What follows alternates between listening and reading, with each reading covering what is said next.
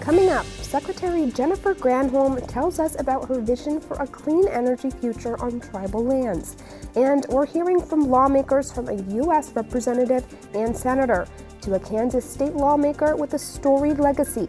I am McKenzie Allen-Charmley. Join us for those interviews from the ICT Newscast.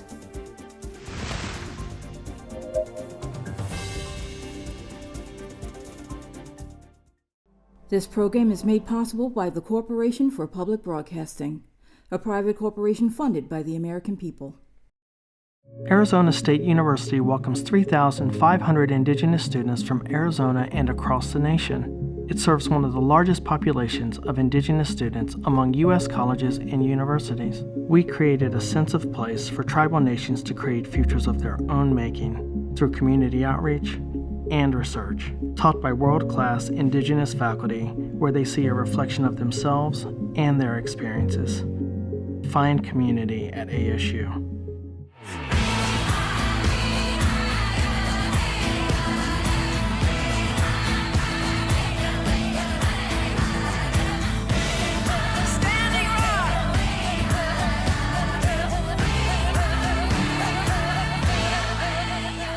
This is the ICT Newscast with Aaliyah Chavez. Chenangale, we're glad you could join us. As we inch closer and closer to 2023, we are taking a look back at some big moments in politics for Native communities. We start in my home state of Alaska, where Representative Mary Peltola made history in August when she became the first Alaska Native person ever elected to Congress. It happened after the late Don Young died while in office, an incident which spurred a special election.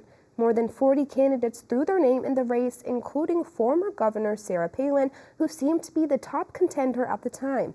I sat down with Representative Peltola recently, and she told me the story of how she won. Well, when Congressman Young passed away on March 18th, I spent a week really being sad. Don Young and my dad had been lifelong friends. He was one of my dad's very few close friends, and it was just really felt like the end of an era. And as you get older, like I said, I'm 49, so I'm watching my parents age and watching their friends move on to the next life. And so that also is a transition and takes processing. So I spent a week really processing the loss of Congressman Young. And then slowly people were announcing their candidacy for the special election and the 2-year seat. And one of the things that I thought about, and at that time I was executive director of the Kuskokwim River Intertribal Fish Commission, and we had been for the last couple years working with management agencies, and for the last 5 years really working with the state and the Fish and Wildlife Service, and really trying to work hard on rebuilding abundance, making sure we were taking precautionary management actions since so many of our species are in decline. And I went to my board and the chairman, and I said, you know, I am interested in running for this seat. It's such a long shot of ever winning, but I think that it would be good because it would help us elevate our issues. It would elevate the issue of food insecurity. It would elevate the call to action for precautionary management. And my board agreed. They said yes, and we decided I would take a leave of absence without pay, and that we would reconvene on June 11th because I figured by then the top 4 would have been determined. I did not suspect I would have been in the top 4 because in a field of 48, you just never know who is going to resonate or who is going to be able to garner as many votes as is needed to get elected. I really felt like my chances were such a long shot because not only have I been out of public service on a higher level, I mean, I've been on my city council and I had served as a tribal court judge for my tribe, but I hadn't been in in the state legislature or anything like that for 14 years. Everything had been really in my own region. So I had been out of kind of the statewide scene for 14 years, and in that time I had changed my name. I was remarried. I married Gene Peltola Jr. and took his name. And so a lot of people didn't know me as Mary Peltola. So there was some pretty big hurdles, getting my name out in a state where I think the majority of Alaskans, maybe 2/3 of Alaskans, have been here 5 years or less. So all of those people would not have known me from my time in Juneau. And then the people who did know me from my time in Juneau, I had a completely different last name. So I just thought this is a long shot, and coming from Bethel, so many of the candidates were from urban Alaska, and it was easier to access them as candidates, and it was easier for them to participate in forums, and better internet service for doing things like call time. So all of that is to say that no one, even myself, thought this was by any means a sure thing, or I just really wanted to run to elevate some of the issues that we've been facing across the state. Since being elected to Congress, Representative Peltola says there is much to get done. She ended with a message for the voters in her state. That we are going to get through this. We are facing some incredible challenges, both domestically and in foreign policy, but we can get through this. If we work together, if we see each other as partners, we can do anything. Elders have said the most powerful thing on earth is the human brain, as long as we're using it in a disciplined, productive way. And I think that it's really important that we set aside our differences and really focus on our commonalities. Every Alaskan household wants the same things. We want good schools for our children. We want safe homes for our families. We want livable wages. We want clean air and clean water. We want abundance in our natural resources. We want lower prices in the grocery stores. We want to be able to access things like outboard motors and snow machines and four-wheelers and automobiles without having to wait 2 years to get those things. So these are all things that are easy to work on as long as we're working on them together and not seeing each other through a partisan lens, or after every election cycle, half of us feeling like we lost. We're not going to lose. No matter who gets elected in our state, we're going to move forward. We're going to work together. We're going to build bridges, and we're going to overcome our challenges. Representative Peltola was elected to a full term in the U.S. House in November's midterm elections. When we come back, a U.S. Cabinet Secretary tells us about her vision for clean energy in tribal communities. Stay with us.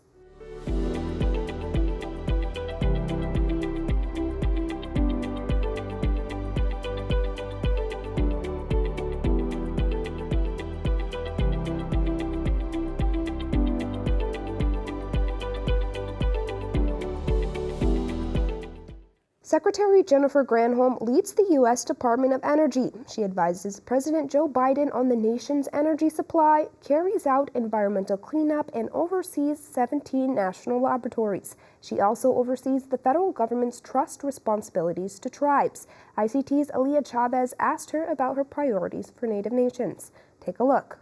I'm so honored that Wahala Johns, who heads our Office of Indian Energy, and her team, which is expanding, have done such a great job with reaching out to tribes so that we understand where they're coming from and we can have this conversation. We've released a whole series of financial awards to specific tribes for specific issues, and now we've got a lot of resources to be able to enhance that. So, for example, we want to be able to electrify all buildings within tribes if that is a priority. And of course, in many places that is. It's when you think about a lot of tribal communities that may be fossil fuel communities that may be powering our nation, and yet people go home and there's no power. So we want to make sure that tribal buildings and homes are powered. And so we've just released an opportunity for tribes to be able to access funding for that. A lot of tribes want to be able to do that, and we want to make sure it's easy to access and that we partner on technical assistance. And so we have beefed up our technical assistance ability to be able to work with tribes. And then part of the bipartisan infrastructure law and the Inflation Reduction Act, the president's agenda has been to expand the opportunity for tribes to access loans, very low interest loans, to be able to do bigger projects. And so we have expanded our ability to do that to the tune of expanded by about $18 billion. It's gone from 2 billion with a B to 18 billion to be able to provide loans to tribes who want to expand their clean energy ambitions.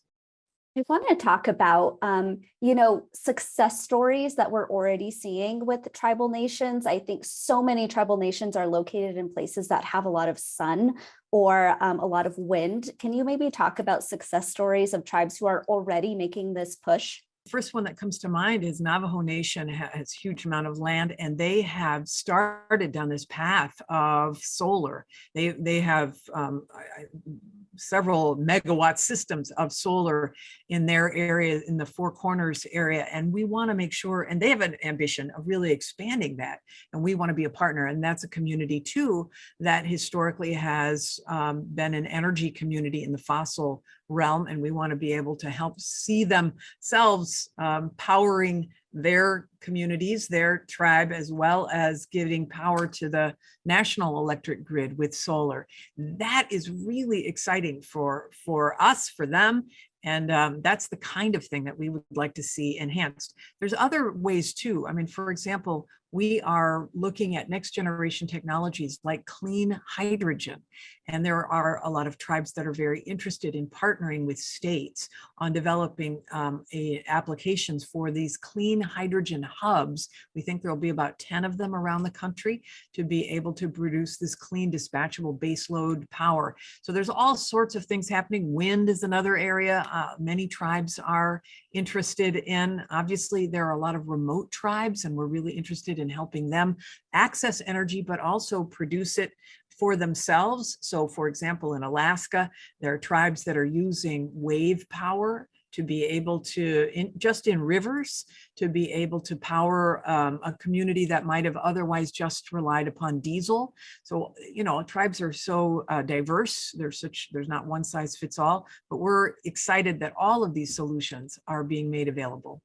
I want to talk about the tribes that are smaller, who have less money, who might be located in more remote areas. For those tribes who are maybe just thinking about clean energy and what that looks like for them, what are the ways that your agency is helping them, and not just, the really wealthy tribes who have a lot of resources? Right. No, exactly right. And this is one of the reasons why we've just put out this funding opportunity, this announcement, to be able to allow tribes that are remote and in rural areas access to clean energy systems.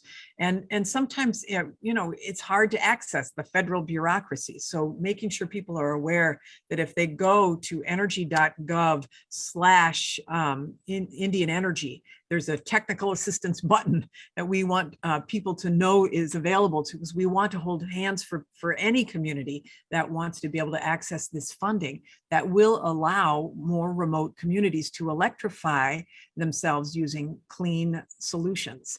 So whether it is wave power, tidal power, hydrokinetic power in Alaska, or it is, a community that's really focused on, for example, biofuels in another part of the country, whatever the kind of energy input that they have, we want to be able to allow them to use it for their own benefit.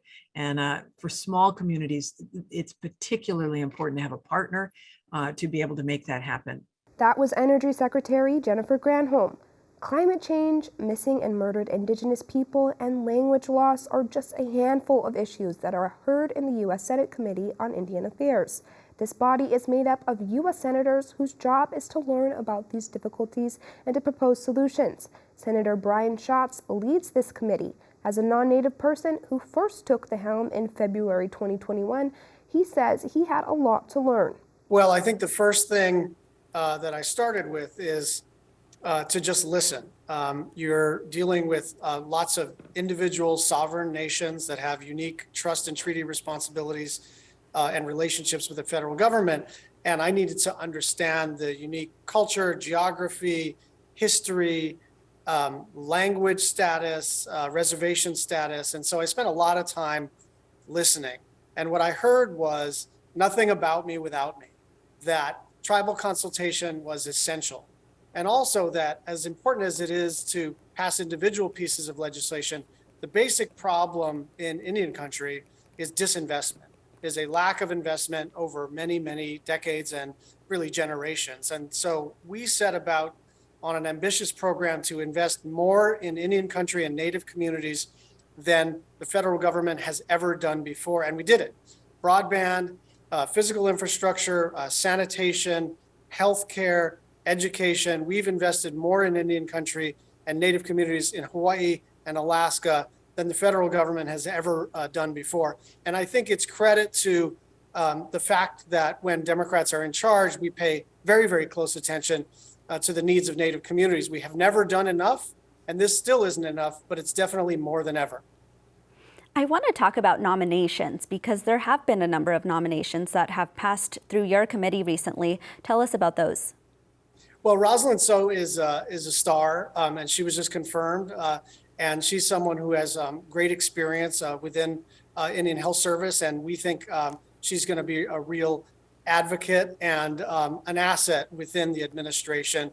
And of course, Assistant Secretary Brian Newland as well has been a friend of Indian country for a long time, someone who I have gotten to know over the last year and a half. And, you know, these issues are not always easy, but he understands the nuance, and he also understands the importance of tribal consultation. You know, when people came to me initially and said tribal consultation is important, it sort of registered in my brain, but not in, you know, in Hawaii, they say it, you know, right here, right in your stomach. I didn't quite understand the importance of it. And now I do. Now I understand that tribal consultation isn't just a box to check. It is an attitude. It is an understanding that you are on a parity. Federal government is at parity with the organizations that have a treaty relationship with the United States. And they have to be treated as though they matter on the front end. I watched your news segment about the new national monument and the Utes who felt left out. Sure, probably as a matter of compliance with the law, tribal consultation was done, but not really. And so what we're trying to do, whether it's climate action or the Violence Against Women Act or infrastructure investments or broadband deployment, is listen to tribes, listen to Indian country first, and let that inform what we ought to do, as opposed to formulating a plan and then telling Indian country about it at the end of the process. Talking about listening to tribal leaders, I've watched a number of hearings from tribal leaders who have talked about things like MMIWP and even internet access. And what really sticks with me is that they bring their stories of tribal citizens. I remember hearing a tribal leader saying that children in his community had to sit outside of a McDonald's to be able to get internet. In your perspective, what kinds of stories have stuck out to you the most? It's funny, Aaliyah, thank you for bringing that up. I remember that story. I remember talking about the need for broadband. I've got kids, and when remote learning started in my own home, you know, I work for the government, so I'm not uber wealthy, but I'm in a position so that when our modem didn't provide enough connectivity for basically 4 people being online at the same time, we just drove down to the store and bought another $200 modem. Not everybody has that kind of luxury, and many people don't have connectivity at all.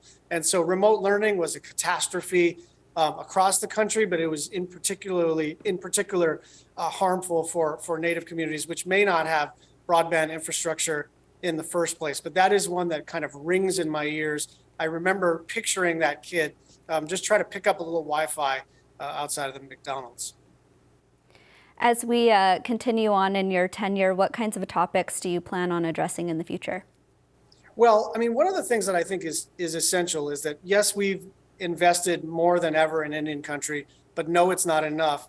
For me, it was about elevating the institution of the Senate Committee on Indian Affairs. There were little things that were not so little, for example, our staff, all of our staff on the committee were paid less than other committees. And so what I'm trying to do is make sure that the Senate Committee on Indian Affairs, just like Indian country, is not an afterthought, that we are always at the table. And so when we passed the CARES Act, Indian country was at the table. When we passed the American Rescue Plan, Indian country was at the table. When we passed the infrastructure bill, there were billions of dollars for Indian country and Native communities. And finally, when we passed the Inflation Reduction Act, Indian country was at the table. So why does that matter? There has been a precedent set that when major resources are being expended by the federal government, Indian country, Native communities are no longer an afterthought. We have to consider them as a high priority and put our money where our mouth is. It's certainly not enough. I don't want to take a victory lap here, but it's also important to know when we've made progress. And, certain areas we basically have been investing zero. Broadband is a good example. Now $2 billion for broadband for Indian country. Even in the clean energy space, there's now $20 billion worth of loan authority for tribes to take advantage of the clean energy incentive. So there's a lot of opportunities out there for Indian country, and I'm just going to keep fighting as hard as I can for all the tribes and all the Native people in Hawaii and Alaska that need representation in the federal government. That was Senate Indian Affairs Chairman Brian Schatz.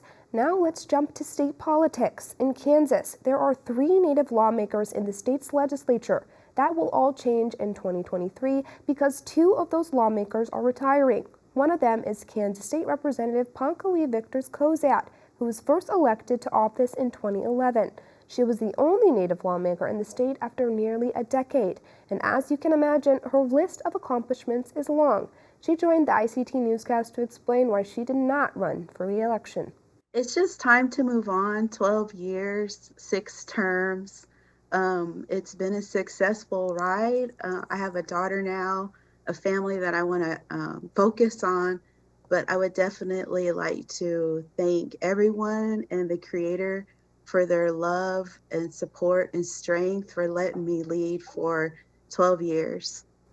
Over that course of 12 years, you've been a part of so many pieces of legislation. Is there a particular, accomplishment that you're most proud of? Well, I definitely wanted to pave the way for other Native women in the political system, in the political world. And I also, wanted to encourage Native women to run for office because it's so needed.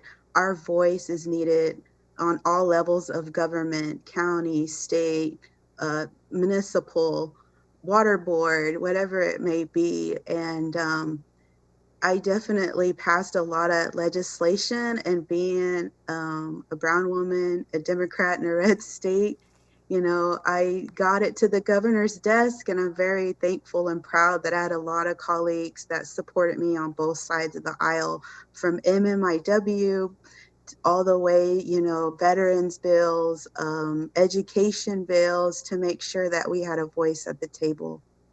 At the beginning of this term, there were 3 Native women who were serving as Kansas state lawmakers. For our viewers who aren't very familiar with, the politics of Kansas, tell us where we'll be after this term and sort of what it'll mean for, Native politics moving forward in Kansas. Well, we are Representative Haswood. I recruited her from the Lawrence area.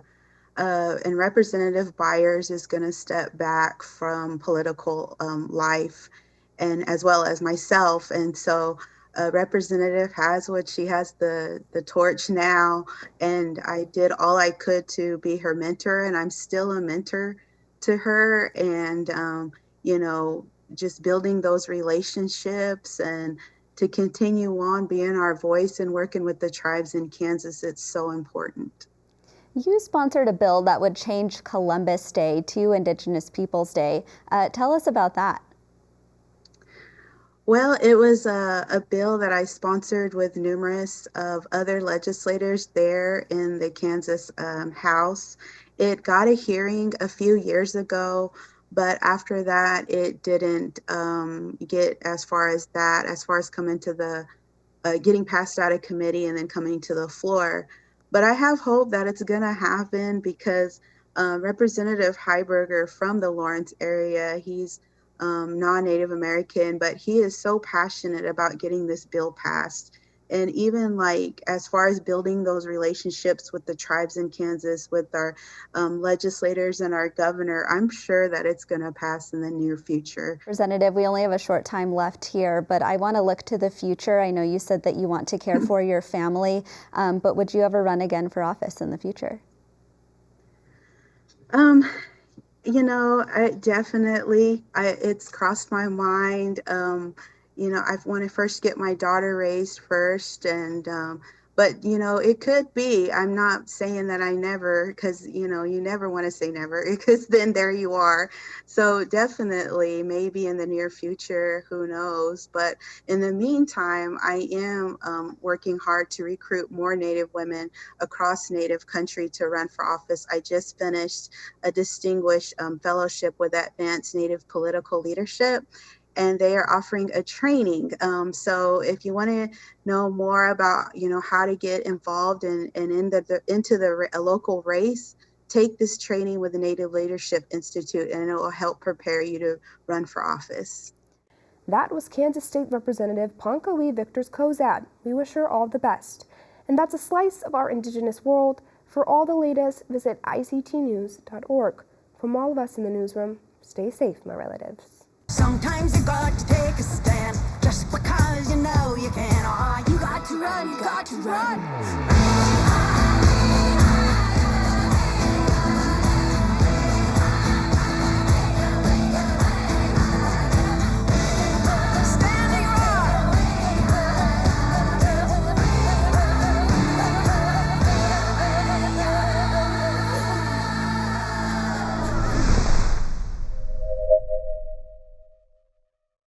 The Sand Creek Massacre, the betrayal that changed Cheyenne and Arapaho people forever, focuses on tribal accounts of Colorado's deadliest day. Exhibition details at historycoloradocenter.org.